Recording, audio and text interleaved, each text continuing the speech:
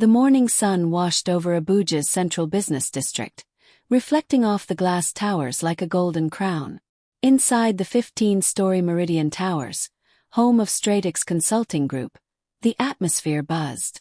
Employees hurried past each other with laptops, coffee cups, and tension hidden beneath polished smiles. Among them was Daniel Hart, a strategic analyst known for his gentle charm and brilliant mind. He moved quietly, never attracting unnecessary attention, yet everyone felt his presence. Daniel was the kind of colleague who remembered birthdays, helped interns debug spreadsheets, and offered a listening ear. But today there was a different energy in the air. Today would begin the unraveling of a friendship, the birth of a rivalry, and a journey into the darkest corners of ambition. At the entrance, just as Daniel swiped his access card, he heard a familiar voice behind him. "Danny! Hold up!" He turned to see Grace Miller, his closest friend in the office. Grace was smart, ambitious, and effortlessly charismatic. She was the kind of woman who commanded a room with a smile. They had both joined the company 2 years earlier, bonded during orientation, and quickly became inseparable. They shared jokes, dreams, frustrations, and the secret wish of one day leading the company's strategy division. Grace walked up breathlessly. "Have you heard?" "Heard what?" Daniel asked. He grinned. "The promotion. Head of strategy. They're opening it up. And guess what? Management is surveying internal candidates." Daniel's eyebrows lifted. "Already? I thought Mr. Lawson would hold off until next quarter." "Well, things change." Grace nudged him playfully. "This is your chance." "Our chance," Daniel thought. But the look in Grace's eyes held something sharper. Passion, competitiveness, maybe even hunger. He brushed the thought aside. "Let's just do our best." Grace smiled, but Daniel noticed it didn't reach her eyes. They entered the elevator together, with Grace talking animatedly about potential leadership ideas. She had always been the more expressive one. Daniel was quieter, preferring to think before speaking. Their small differences balanced each other, or so Daniel thought. Inside the office, work picked up fast. Emails buzzed. Phones rang. Meetings piled up. Stratix Consulting Group was known for its high-pressure environment. Everyone was constantly fighting for relevance. By noon, the rumor had spread like wildfire. Only one person would be promoted. Only one seat. And suddenly, friendship became a fragile rope pulled at both ends. For weeks, Daniel and Grace worked harder than ever. They were assigned to separate projects, each visible to senior management. Daniel handled a government contract involving digital transformation for the Ministry of Innovation. Grace led a private sector project for a multinational telecom brand. Both delivered extraordinarily. But unseen by Daniel, something else was brewing. Grace felt the weight of expectation from her family. She came from a lineage of high achievers. Lawyers, CEOs, politicians. Her father had once said, "Success is never shared. If you want something, you must outwork, outsmart, and outperform everyone, even your friends." Daniel, on the other hand, was from a humble background. He wanted to succeed, yes, but not at the cost of another person. Grace admired this about him, and resented it too. One rainy evening, as employees packed up, Grace lingered at her desk, staring at Daniel's project files on the shared server. Her heartbeat thudded. Should she do it? Should she cross the line? The pressure in her mind screamed yes. She opened Daniel's biggest presentation, one he would deliver to the board the following week, and added a few mistaken data inputs. Not enough to be obvious, just enough to derail his pitch. When she shut down her computer and left the building, she told herself she wasn't sabotaging him. She was simply leveling the playing field. But deep down she knew. A line had been crossed. Daniel noticed the changes 2 days later. He was rehearsing his slides when he saw numbers that made no sense, projections that contradicted the entire analysis. "What?" he muttered, zooming in. The formulas had been manipulated. The data sources altered. The entire foundation of his strategy was compromised. He checked older versions. Impossible. Everything had synced automatically to the cloud. Everything had already updated. He rewrote everything from scratch, working overnight. But he was no longer ahead of schedule. Grace, meanwhile, was dazzling executives with her project. She always looked fresh, confident, and unbothered. She even walked over to Daniel with warm concern. "You look tired, Danny." "Just a tough week," he replied. Guilt flashed in her eyes, but she buried it quickly. Daniel walked into the boardroom wearing a navy blue suit, eyes weary from sleepless nights. The executives looked unimpressed as he struggled through the presentation. His voice cracked. His model outputs crashed twice. His charts looked rushed because they were. When he finished, a senior executive cleared his throat. "This is unlike you, Daniel.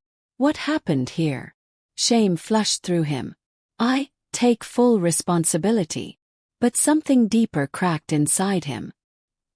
He felt betrayed, not by the company but by someone he trusted. Grace's presentation followed. She was flawless, eloquent, sharp, and breathtakingly confident. The room was enthralled. When she finished, the applause was louder than Daniel had ever seen in Stratix. She met his eyes briefly. There was triumph in her gaze. That was the moment Daniel knew. She had sabotaged him. And the friendship they once cherished vanished like smoke. The promotion was announced on a bright Monday morning. Grace Miller, head of strategy. Everyone celebrated except Daniel. He congratulated her politely, but something inside him had died. But fate has a way of exposing truth. 2 weeks later, an intern named Michael approached Daniel nervously. "Sir, I think you should see something." Michael handed him a flash drive. "These are the server logs. And the backup autosaves before your files were edited. I didn't know who to tell. But I think someone changed your data." Daniel loaded the files on his laptop. His hands trembled. There it was, time-stamped modifications, all made from Grace's login. He inhaled sharply, pain flooding his chest. So it was her. The friend he trusted more than anyone. The person he supported. The person he believed in. His heart hardened. "I understand," Daniel said quietly. "Thank you." Daniel didn't yell. He didn't confront her. He didn't send an email. He simply waited. Grace, now enjoying her promotion, strutted around the office with an aura of importance. She attended leadership meetings, mingled with executives, and basked in admiration. She didn't know the storm building behind her. Daniel gathered evidence. Logs, screenshots, timestamps, cloud version histories. He compiled everything into a confidential report and submitted it directly to the company's Ethics and Compliance Committee. A silent war had begun. Within days, HR summoned employees for investigation. Grace was temporarily suspended pending review. Rumors spread. Whispers filled the hallways. Grace panicked. She rushed to Daniel's desk. "Danny, did you submit something about me?" Daniel looked up calmly, eyes cold. "Didn't you say success can't be shared? You wanted to win alone, Grace. So now, you can face the consequences alone." Her breath hitched. "I made a mistake, but we were friends. Friends don't destroy each other." The words sliced through her like a blade. The company conducted a full forensic audit. Everything pointed to one conclusion. Grace tampered with Daniel's project files. In a shocking internal memo, Stratix Consulting Group announced, Grace Miller was removed as head of strategy. Her employment was terminated for misconduct. She was blacklisted for executive positions in affiliated firms. Daniel Hart would serve as acting head of strategy. The office buzzed. Grace was escorted out in tears. Daniel watched from his window, expression unreadable. He didn't feel joy, just an empty ache. 2 months passed. Grace reached out several times, calls, texts, emails. Daniel ignored them. But one night, she sent a message that made him pause. "Daniel, I lost everything. My reputation, my career, my peace. You were the one person I admired and envied at the same time. I hurt you because I feared you would outshine me. I'm sorry. Not because I got caught, but because I destroyed the best friendship I ever had." Daniel sat still. He didn't reply. Some wounds need time. Some friendships cannot survive betrayal. A year later, Daniel was officially promoted as the full head of strategy. He transformed the department with integrity and empathy. One day he saw Grace again, at a leadership seminar in Lagos. She looked different, quieter, humbled, thoughtful. Their eyes met. She walked toward him. "Daniel, Grace, I'm rebuilding my career," she said softly. "It's been a hard year. But I'm growing. I hope you're doing well." Daniel nodded. "I am. I hope you are too." She swallowed. "Do you still hate me?" Daniel sighed. "No. But trust, once broken, rarely comes back the same." Grace blinked away tears. "I understand." They parted ways politely. Not enemies. Not friends. Just two individuals who once trusted deeply, until ambition poisoned everything. Ambition without integrity leads to destruction. Sabotaging others reveals your deepest insecurities. A true friend protects your growth, not threatens it. Trust is fragile. Once broken, it rarely returns. Revenge may feel satisfying, but healing comes from letting go. Success earned by deceit never lasts. Kindly subscribe, like, and comment for more interesting stories.